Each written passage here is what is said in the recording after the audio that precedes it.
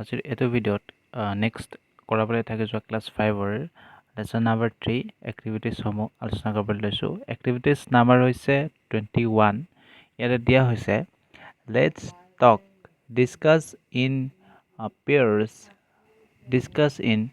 Pairs the difference between the pictures and make a list of the difference. ইয়াতে দুখন ছবি দিয়া হৈছে।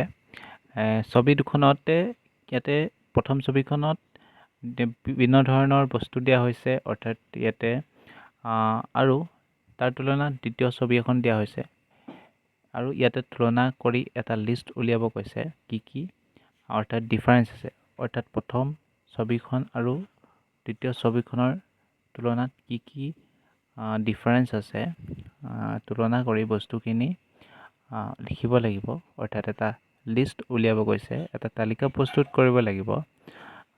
এইটো কেনেধৰণে কৰিব লাগিব, এইটো এনেধৰণে কৰিব লাগিব। ইয়াতে প্ৰথমতে চাব লাগিব প্ৰথম পিকচাৰখনত, অৰ্থাৎ প্ৰথম ছবিখনত কি কি দিয়া হৈছে। ইয়াতে প্ৰথমতে দিয়া হৈছে এখন ৰামধেনু আৰু অৰ্থাৎ ইয়াতে ৰেইনবো দিয়া হৈছে। তাৰপিছত ইয়াতে এটা সৰু ল'ৰা আছে আৰু এ টলেষ্ট ট্ৰী আছে, অৰ্থাৎ ইয়াতে ওখ গছ আছে। অৰ্থাৎ এই বস্তুখিনি আমি এনেধৰণে লিখিব পাৰোঁ।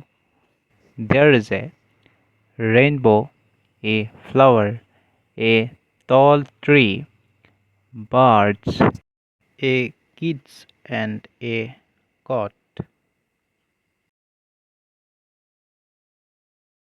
অৰ্থাৎ ইয়াতে there is a rainbow, অৰ্থাৎ তাতে আছে এখন ৰামধেনু, a flower অৰ্থাৎ ফুল, a tall tree এজোপা ওখ গছ, birds চৰাই, a kids and a goat আৰু তাতে আছিলে goat তাৰ মানে ছাগলী আৰু kids মানে সৰু ল'ৰা ছোৱালী।